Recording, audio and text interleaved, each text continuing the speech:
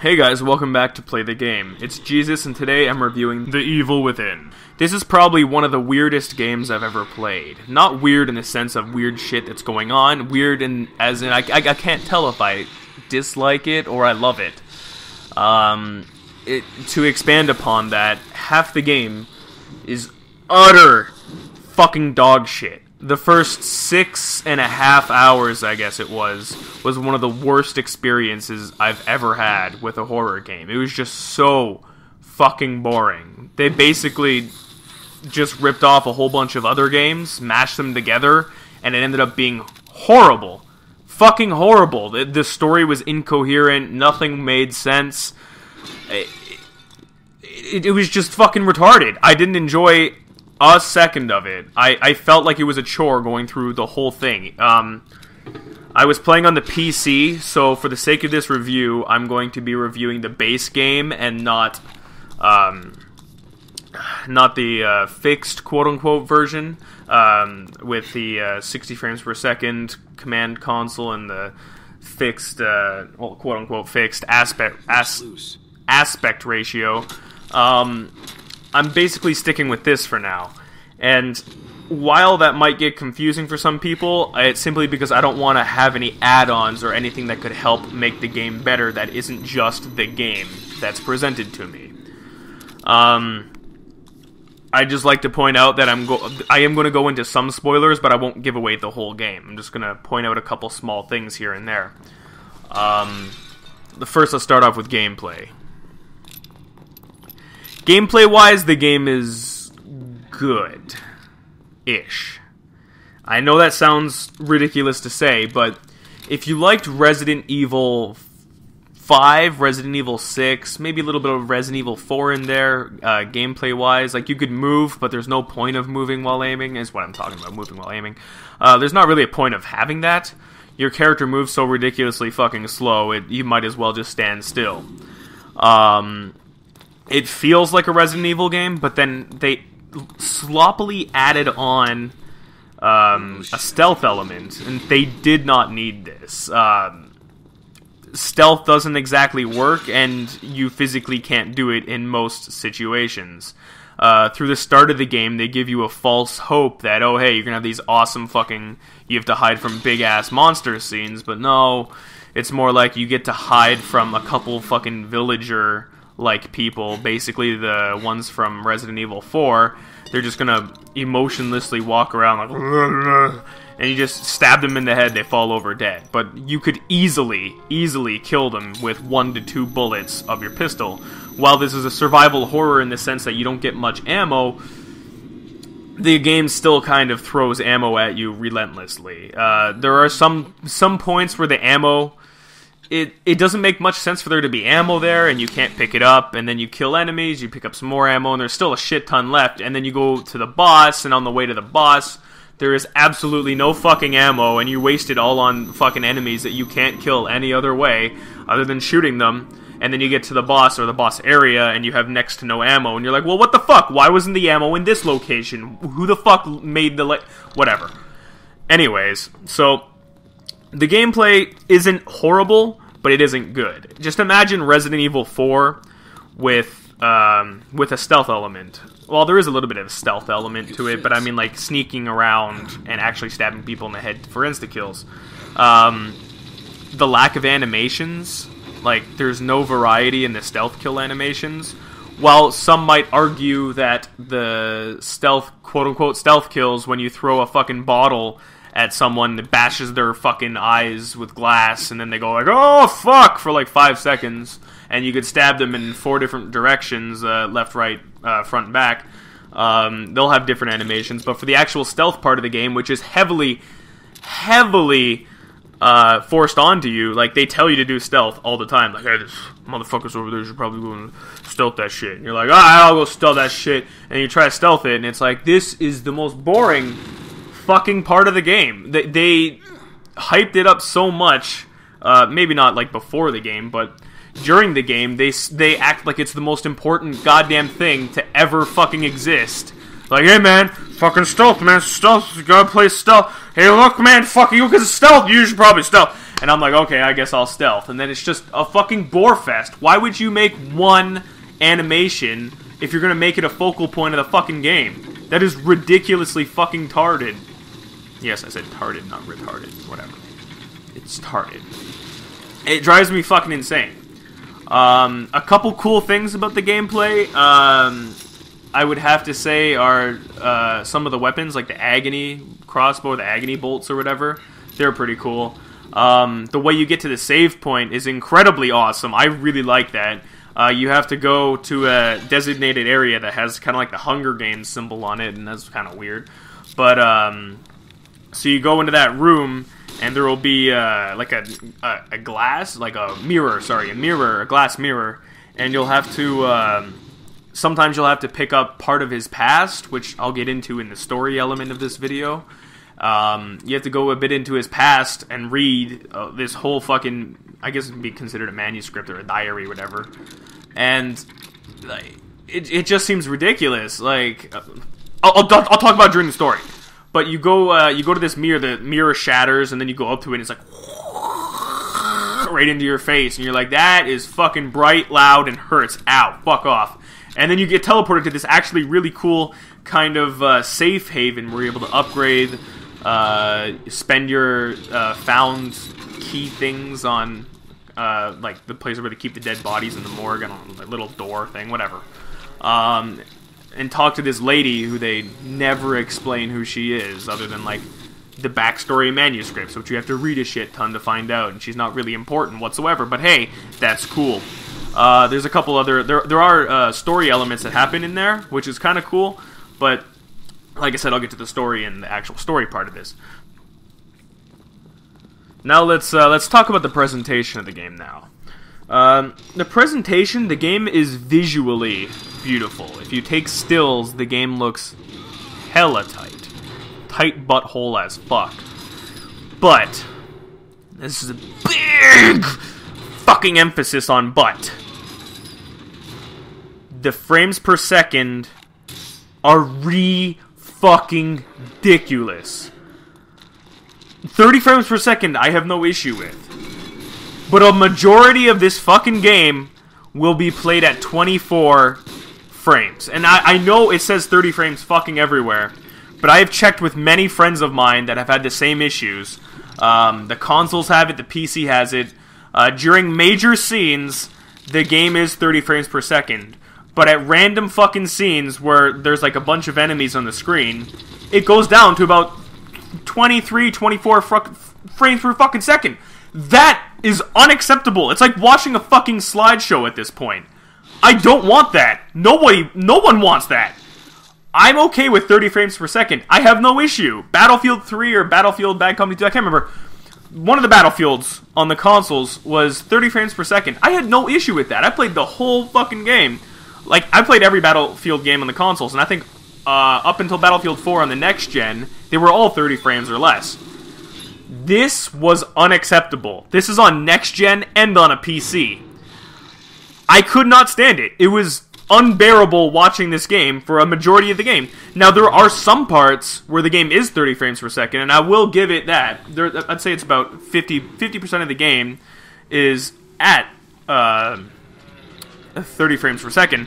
But the rest of it, most of the gameplay is in about 24 frames per second, and that's just not acceptable. You cannot have something that's 24 frames per second in this day and age.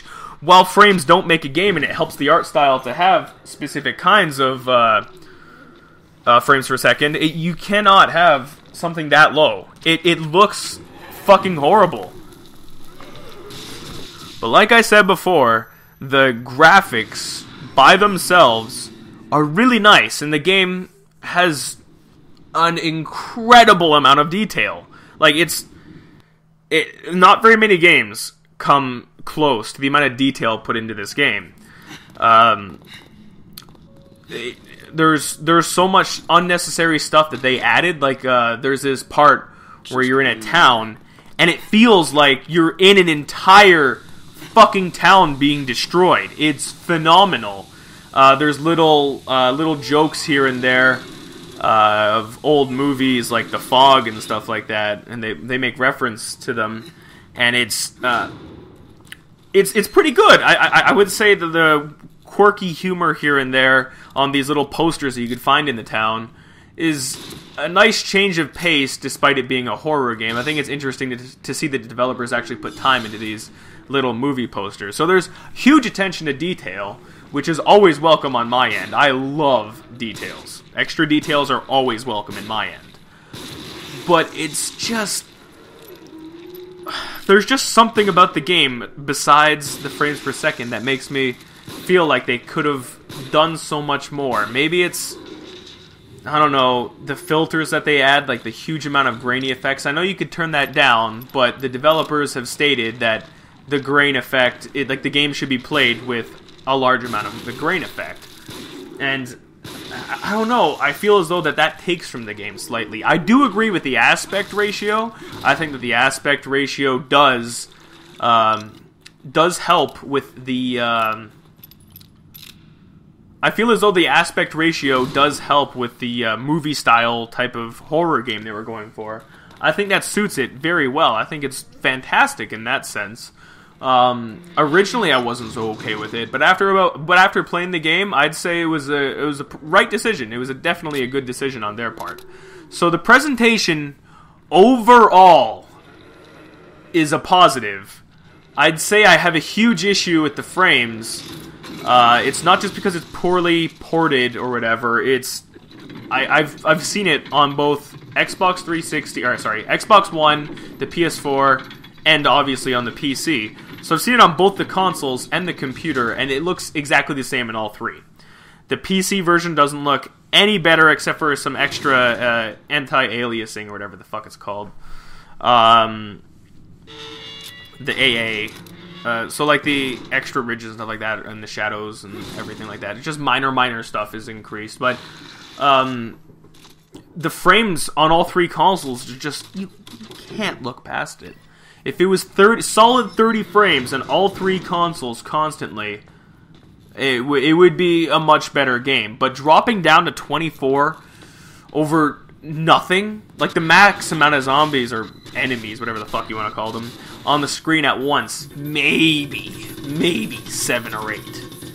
And that makes the game chug like a fucking train engine.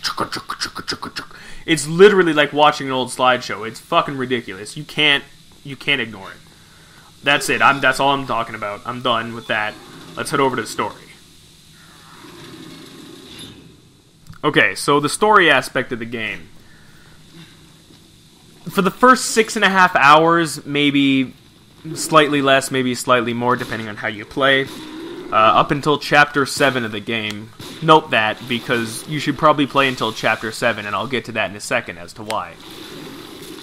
The first 6 chapters of the game are fucking horrendous. They fall flat on their fucking face right into a rotten pile of dog shit that has been fermenting in cat piss for like a fucking week.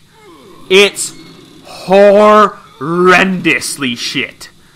This is the story, the gameplay, the presentation. I know I'm talking about the story, but there is nothing to talk about story-wise. The first 5 minutes, you're introduced to fucking the guy from PsychoPass, some random guy who I think his name was Joseph, and some bitch whose name I never fucking figured out. I think Miranda, Marissa, or something with an M, because she's in the game for like an hour, maybe, max an hour.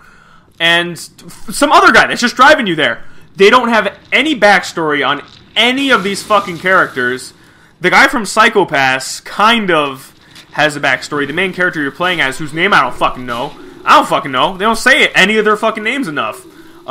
His backstory revolves around his wife and child who die in the end or something. Not even in the end of the game. Like, he doesn't talk about it, nothing. It's just explained throughout these little diary notes that you find in front of the fucking mirrors. It's ridiculous. They had so much potential to have flashbacks, and they have parts where like there's this loud whiny bit where Ruvik, the only fucking character's name I remember because it's an awesome name and he's a good character.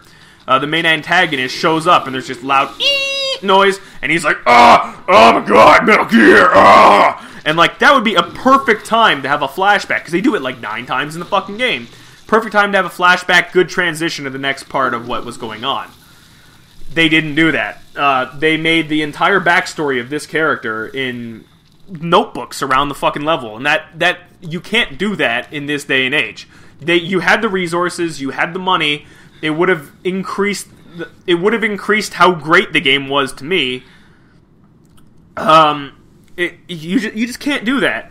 Other story elements that just fall flat on their fucking faces are things like at one point in the game, Joseph, I don't even know if that's the right name, I'm just going to call him Joseph from now on, gets incredibly fucking sick. He gets infected, quote-unquote, with the same disease as the rest of the people, or the enemies in the game, like the villager-type people. He goes on a fucking psychotic rampage and tries to kill you. This is completely fucking forgotten about 5 to 10 minutes after this happens. He tries to kill himself. You're like, no, don't do it. And he's like, okay, I guess I won't kill myself just yet. Jesus Christ. It's never fucking mentioned again until, I don't know, an hour before the end of the game. And he's like, oh, hey, how's it going? And he's like, oh, I'm fine now, man. Nothing wrong with me. I don't know, just kind of went away.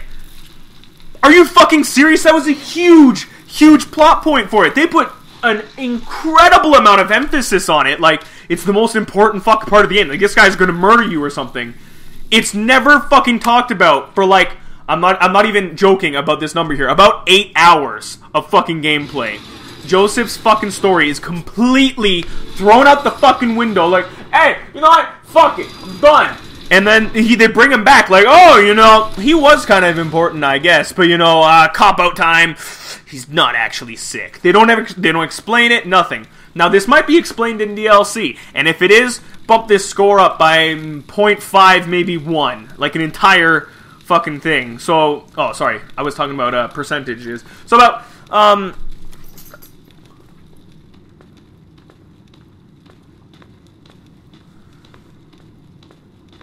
if it's explained in DLC, bring this score up by maybe 5 or 6 points, because that is a huge plot point, and if they don't address that, it's going to ruin the series for me. If this continues to be a series and they just ignore the fact that Joseph was sick and then all of a sudden was like, well, I'm not sick now, that is going to ruin this. I won't buy the second fucking game if it's not explained in DLC. A couple other plot points, it's just they don't address them. They don't care. I think there would be a great, huge, vast, fantastic amount of story in the little safe house you got. I wish there was more interaction with that the girl there, whose name I don't fucking know. They don't say her name enough. They don't say anybody's fucking name enough in this game, so the story is it's absent. The story is absent from about 75% of this fucking game. I'd say the last 25% of the game has huge story. Huge. Now let's get to that. After those 7 chapters, or 6 chapters, and you get to the 7th chapter, this game takes an all-out fucking 180. And the story is great. What's happening, like, I can't even explain it. It's one of those stories that you have to play for yourself. It's a beautiful, beautifully crafted, great idea for a story. It might have been done before, it might have been done in horror movies, but the way they executed it was phenomenal. I loved it. I loved the second half of the game. The second half of the game was one of the best horror games I've ever played in my life, despite the frame rate issues. And now, if they cut the game in half and they just ignore the entire first half of that game, the first six and a half hours of the game, if they just ignored that existed, had a little intro, and just shoved you into Chapter 7 and let you continue on, that's still like an 8 to 9 hour game if you play it, I won't say correctly, because there's no correct way to play it, but if you play it at not a speedrun pace and you play it like a normal person, there's about 8 hours of gameplay right there. That is fine. That is a good, well, not a good, but it's a fair single-player storyline amount, like, of hours. That's fine. I would be completely okay with an 8-hour long game of just that. that game is fucking phenomenal at that point in the game. It's ridiculously great. I can't think of another game recently that intrigued me so much at that point in the game. There are a couple things that you'd be missing, obviously, if you cut the first half off of the game. So, I would say the first 6.5 hours of the game are worth playing just so that you can experience the second half of this game. They are two separate fucking games, and it's great. If I were to ignore the first part and just give a score to the second half of the game, I'd say the second half of the game merits at least a 90. At least. It was fucking beautiful. You're safe. And now it's time to nitpick for the final... Is she here too? Final portion of this video. My final thoughts. All right. Is she alright? Alright? Stand back. Despite playing on normal difficulty, this game had a false emulation, or, okay, I guess I'll use the same words. It had an emulation of being difficult. Having insta-kills like Dark Souls 1, where things would just happen without informing you, is not considered difficult to me. That's not something I would consider difficult. That was what most people would consider bullshit. If you die for a reason that you had no idea, like if you're just walking around, your fucking character contracts cancer, I mean, can't contract cancer, but suddenly just gets cancer, falls over and dies, and you're like, hey man, you shouldn't have fucking walked around for that long because you got cancer. Like, that, it's aggravating, to say the least. Many, many deaths in this game could have been preventable by giving you a hint towards it. Like, for example, there are traps all over the place. Traps are completely fine. Some of these traps are in between you and two enemies on both sides of you. So you're sprinting away from the enemies. Now that is what some people, I guess, would call a sucker trap, but it just doesn't fix the issue of how many times I've died from these wires being on other sides of doors that I just opened. I would open a door and there'd be a wire and it's like, I didn't see the wire. Or I'm stealthing and I'm trying to stealth around and there's these wires. And the wires are almost invisible unless you have your light on. And if you're trying to stealth, you can't have your light on. So, because they put so much emphasis on the stealth, and then they put traps that you can't see unless you're specifically looking for traps in that situation, despite not having seen traps in the past 20 to 30 minutes, it takes away from the game in that little bit there, because it feels like you're cheated away of deaths, because like you get a weapon called the Agony Crossbow, or I'll just call it the crossbow for short. I think it's called the Agony Crossbow because they're called the Agony bolts that go in it. I think it starts off with explosives, but you eventually get this harpoon weapon, or a harpoon attachment to it, and even the explosives are incredibly fucking powerful. But I mean, you can take out, I'd say, every enemy in this game with a single shot of this weapon, and you can make them like indefinitely. There's a crafting system involved with the Agony bolts, and if you just keep making these harpoon bolts, you can use them over and over and over and over again, because sometimes it doesn't kill the enemy. You can take it off the walls or take it off the ground, wherever the fuck you hit them. You can take it right out of them and use it again. And they don't even have to be fully upgraded. If you hit an enemy anywhere with the basic version of it, chances are they will die. Headshot with that thing is always an insta-kill, no matter what. Maybe not on super strong boss enemies, but almost every other enemy will die. I have a huge issue with this. The game is too easy in general, but the big guy, the big pyramid head for this game, because that's obviously what they were going with him. I have no idea what his name is. You could actually find out the names of the enemies after the game, which a la, Super Mario 3, or Super Mario World, whatever the fuck it's called. You can go and get this horribly made model viewer. Absolutely shitly made model viewer. And find out the names of them. Like, you won't know any of the fucking names of the enemies other than the ones that specify what they are, because one or two of them are symbolic or something. They tried to take the Silent Hill route, didn't really work. But this one fucking guy, he is the easiest fucking enemy in the game. I'm not joking. They try to make him horror, and I guess they did kind of spook me the first time that he was there, but that's only because you were under a lot of stress with doing a puzzle at the same time that this motherfucker's chasing you down. And, like, there are times when you have to fiddle around with shit for a long time, about a good, I'd say about 10 seconds, and he's coming up behind your ass trying to fucking wreck you. And, like, you have to, you know, stop him, obviously, and you can kill him and he just comes right back, but at, like, a teleported away location. That is not an issue until you find out how easy it is to fucking kill him. He drops these traps that you can untangle or whatever, and then it gives you more ammo for your fucking crossbow bolts. And you just make more bolts, fucking shoot them at him, knock him down, he's down for a good couple seconds, do the puzzle, wait for him, do the traps, make another fucking bolt or two. I think it's 2 bolts, maybe 3. Depending on how weak the crossbow is at that point, because you could have nearly fully upgraded crossbow by this time, and just fucking, you can kill him, like, that, done. And you get through it, no issue, that's it. And he was the big focal point of the game's horror aspects, was this one fucking boss. But he's got to be the easiest fucking enemy in the game. That is a huge pet peeve to me. When you take the horror aspect out of a fucking horror game, what's the point? If I'm not scared by the boss, like there are times later in the game where you're not doing any puzzles and it's just straight up him trying to spook you. Fuck me, hold on, let me just dead instantly. What the fuck? How is that supposed to scare me? So this video has dragged on too long, and I'm certain you guys are tired of the whole echoey thing. Very sorry about that. The room that I'm in right now isn't exactly the greatest for videos, and I had no other choice but to make it in here. I had no options. The final verdict of the score that I'll give this game is a 62 out of 100. It's a mixed game. The first half of the game ruins it.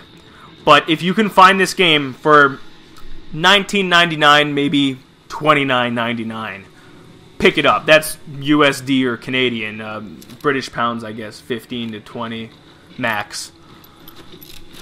If you find it for any other price higher than that, do not fucking buy this game. This game is a game that you have to experience, but until people learn not to make horrible fucking parts of their games, it's not going to happen.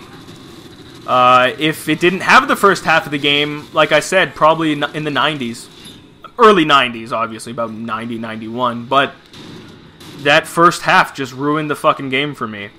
The second half is phenomenal, and I highly suggest you guys rent it, borrow it off a friend, other means. Just try your best not to buy it at full price. Full price, it's not worth it. Any other price? Anything under $30, you know, go for it. Anyways, that's it. I'm done. I hope you guys enjoyed the video. Please leave a like. Tell me what you guys think about the game in the description. How my review compares to what you believe towards your game. All that fun stuff. And I'll see you guys next time on another amazing Play the Game.